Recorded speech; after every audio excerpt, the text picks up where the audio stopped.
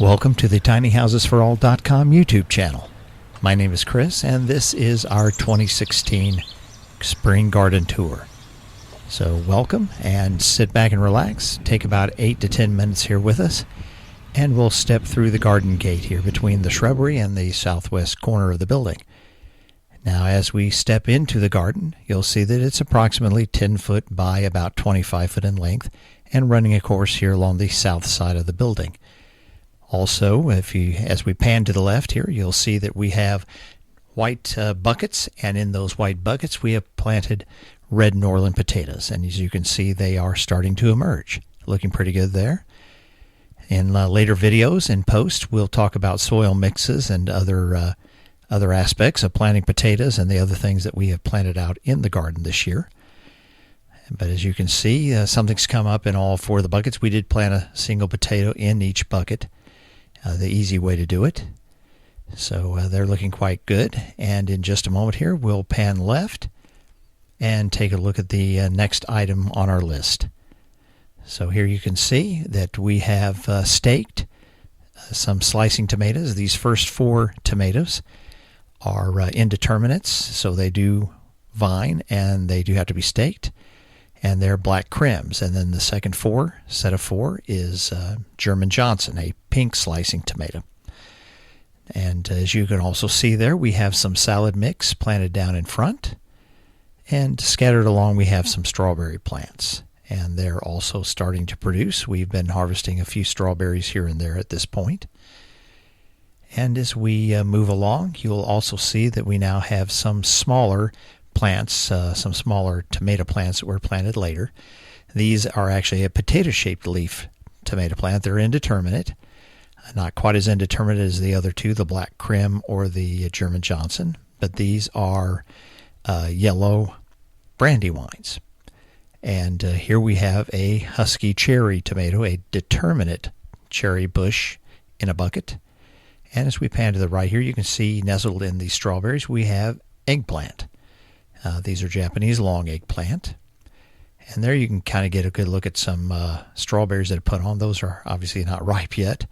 But if you look down, you'll see a little red among some of the leaves there, and those are strawberries that are ready to pick. And you'll see a few that have a little bit of a blush. They're getting ready to be picked. Here we have another cherry husky tomato in a bucket. The buckets seem to work real well because they are white. They reflect the heat. We've planted things in tires before, and the water gets trapped in the tires, and they get too hot.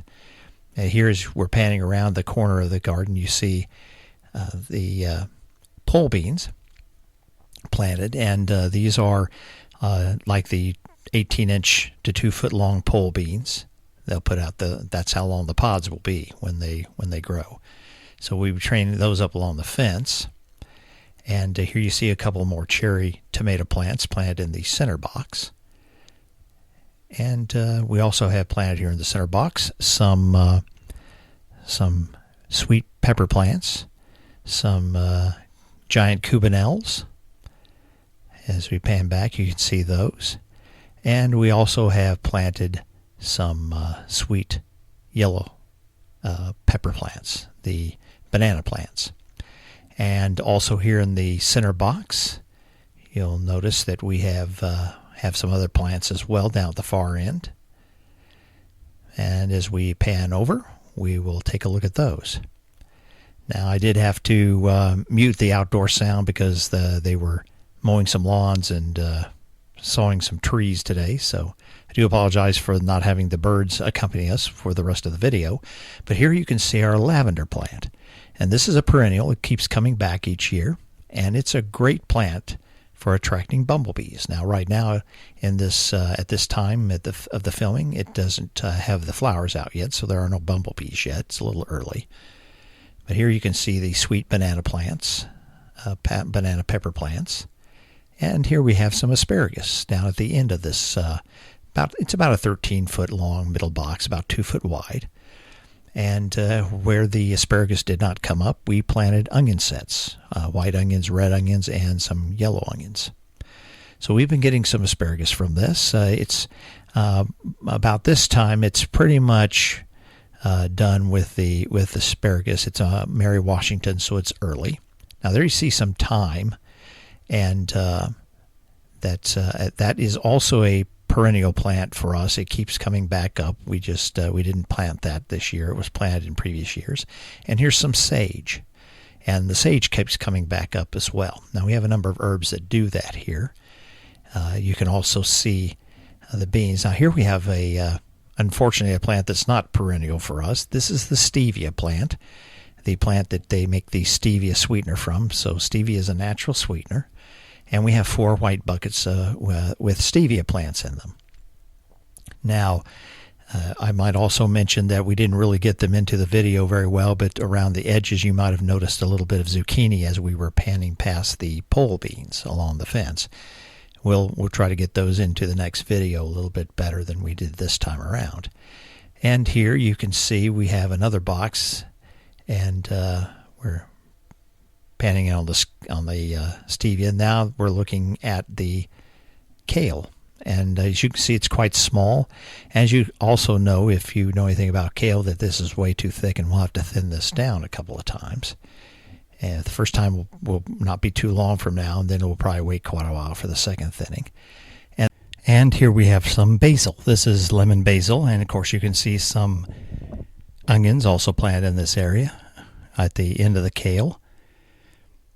We also have another box, the next box over. You can see the large leaves here are parsley. The smaller leaves that look somewhat similar are cilantro. Down there to the far right.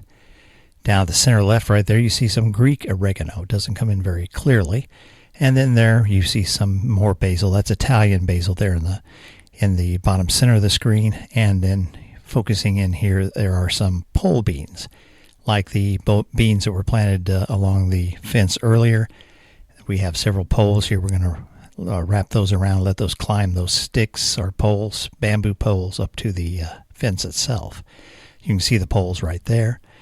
And we're just kind of panning here from outside the garden right now. And you can kind of see the layout from the vantage point of outside the fence. And that really pretty much wraps up our tour of the spring garden. We're going to do a little panning here from a couple of different directions so you can kind of see what things look like overall. And everything seems to be going along pretty nicely. So that's it. That's our spring garden tour. We're glad you could join us, and please visit us at tinyhousesforall.com and keep up with our tiny house building adventure and with our gardening this spring of 2016.